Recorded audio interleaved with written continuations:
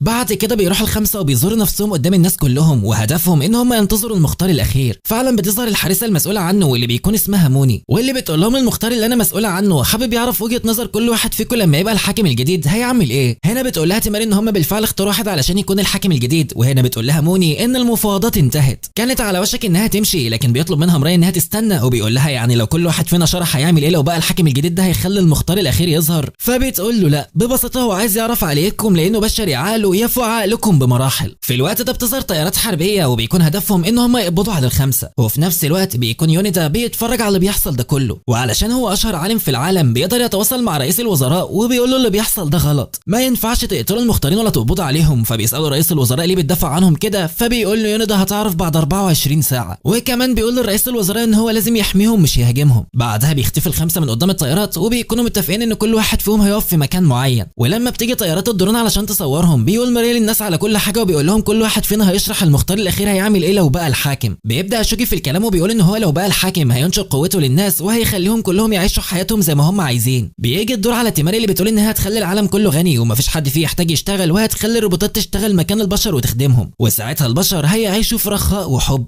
بعد كده بيجي الدور على سومو بيقول انه عايز العالم كله يبقى حر وكل واحد فيهم يبقى معاه سهم ابيض علشان يقتل اللي هو عايزه، والكلام ده بيخوف الناس منه. اما بقى هانساكي بتقول انا ما فكرتش قبل كده ان انا اكون الحاكمه، بس لو فكرت فهكون حابه ان البشر يعيشوا مع بعض في سلام ومحبه. واخيرا بيجي دور مراي اللي بيقول لهم بمنتهى البساطه انه لو بقى الحاكم مش هيعمل حاجه اصلا. بيأمر الباقيين ان هم يرجعوا لمواقعهم القديمه، وبيتكلم مع موني وبيقول لها انه عايز يتناقش مع المختار الاخير باي طريقه. يونيدا بيكون سامع الحوار ده وبيعجبه شخصيه مراي وبيقرر انه يروح يقابله. اول لما بيظهر في المكان الناس كلها بتتصدم لانه بيكون شخصيه مشهوره ومحدش كان يتوقع انه يكون واحد من المختارين اصلا. مراي بيقول له احنا هنا علشان نتناقش في الشخص اللي هيحكم الارض. يونيدا بتعجبه فكره النقاش وبيقول للناس كلها ان اللي بيحصل ده حقيقي، وان كل واحد من السته اللي انتوا شايفينهم دول هيكون حاكم العالم بقوته. بعدها بتقول ساكي ان من الاحسن انكم تتناقشوا بعيد عن الناس، لكن بيرفض يونيدا وبيقول لها من الاحسن ان الناس كلها تعرف كل حاجه هتتقال. وفي اللحظه دي بيقول لهم على سر خطير، بيقول لهم ان اكتشف ان الحاكم القديم كان بيستغلهم وبيستغل الحراس في انهم يجيبوا حد علشان يسيطر عليه، وبالتالي حكمه هيستمر لفتره اطول. بيقول لهم ان الحاكم ده كل فتره بيكون محتاج لمختار جديد علشان يحكم، بس في الحقيقه هو اللي بيكون مسيطر عليه تماما. وكمان بيقول ان السيطره دي بتتم لما بيكون الشخص المختار عنده احلام واهداف عايز يحققها، وعشان كده لازم الحاكم الجديد يكون ما عندوش هدف ومش هيعمل اي حاجه، وبالتالي مش هيقدر الحاكم القديم انه يسيطر عليه. وبيضيف كمان ان مترو برغم شره بس كان عنده وجهه نظر، كان عارف بالموضوع عشان كده كان عايز يبقى الحاكم ويدمر العالم، وبالتالي يهزم الحاكم القديم ويبعده عن سيطرته. بيقول لهم انا بعد ما سمعت كلام كل واحد منكم وضحت الرؤيه بالنسبه لي، الوحيد فيكم اللي ينفع ينقذ العالم من شر الحاكم القديم هو مراي، لانه الشخص الوحيد اللي مالوش اي مطالب غير انه يكون سعيد، وانه الوحيد اللي هيقدر يتعامل مع الحاكم القديم. في الوقت ده بنشوف عدد من القناصين مستخبيين ومستنيين الاوامر علشان يقتلوا السته دفعه واحده. بيكمل العالم كلامه بيقول لهم ان هم لازم يسلموا الاجنحه والاسهم بتاعتهم لمراي علشان يخلوه يبقى الحاكم. بتتزايد تيماري لانها كانت عايزه تحتفظ بالسهم لنفسها علشان تحقق اللي بتتمناه، بس مراي بيوافق وبيقول لهم ان هو مستعد يكون الحاكم الجديد خلاص. وفي اللحظه دي بيقطع سومو الكلام وبيقول لهم بصوا انا لقيت قناصه. بيتفاجئ مراي وباقي المختارين، وبعدها بيصرخ مراي وبيقول لهم كله ابعد، لكن الصدمه ان واحد من القناصين دول بيضرب نار على سومو وبيوقعه على الارض. بعدها بيبداوا يضربوا نار على مراي وكل اللي موجودين، ولكنهم بيقدروا يتفادوا الطلقات دي في اللحظه الاخيره. بيروح يونيدا يلحق سومو قبل ما يقع على الارض، بس الصدمه ان بيقول له للاسف انت كده مش هتعيش فهتموت بسهم ابيض بقى. بيقتله بالسهم الابيض وبياخد منه كل الاسهم والاجنحه اللي معاه واللي سومو اصلا كان واخدها من مترو قبل ما يموت. الابطال بتوعنا بيروحوا على البيت وبيتصل بهم يونيدا من تليفون سومو وبيقول لهم انه قتله وخد منه الاسهم وانه معاه شوجي كمان. بيقول لهم ان النقاش هيتاجل لحد ما نعرف رد فعل الناس على اللي حصل النهارده ده. وبعد ما بيقفل بتقوم تيماري متضايقه وبتقول لهم انا مش واثقه في الراجل ده خالص. بنشوف يونيدا وهو بيتكلم مع شوجي بيقول له هل انت قتلت حد قبل كده؟ فبيرد عليه وبيقول له اه. فبيكمل يونيدا كلامه بيقول له يعني انا لو قتلتك دلوقتي هتوافق ومش هتخاف؟ قال له انا اصلا كده كنت عايز انتحر من زمان. بس الصدمه بقى ان يونيدا بيقول له يعني لو اديتك سهم ابيض وقلت لك اقتلني هتسمع كلامي؟ فبيقول له شيجي انا كده هعمل كل اللي انت تأمرني بيه. بيروح يونيدا يضربه بسهم احمر وبيقول له انا مش هخلي الاحتمال ده اصلا موجود. وعلى الناحيه الثانيه بنشوف تيماري وهي بتقول لمراي انه لازم يبقى الحاكم الجديد بس بشرط انه يخلي السهم الاحمر معاها. فبتسالها ساكن انت ليه مصممه على الاحتفاظ بيه كده؟ فبتقول لها تيماري ان السهم الاحمر ده هو اللي هيخلي لها قيمه وسط الناس، هيخليها شخصيه محبوبه، ولو السهم مش معاها مش هتقدر تعمل اي حاجه وحياتها هتبقى ملهاش اي لازمه. فيا ترى يا هل ترى يونيدا كان قاصد ايه بانه مش هيخلي في احتمال لكده؟ هل هيخلي شوجي يقتله ولا ناوي يعمل ايه بالظبط؟ وهل ميراي هيكون هو الحاكم الجديد بالفعل ولا القدر ليه رأي تاني؟ كل ده هنعرفه في الحلقه اللي جايه. وخليني دلوقتي اقول لك سبحان الله وبحمده سبحان ربي العظيم. صلوا على النبي وادعوا لاخواتنا في فلسطين وسلام.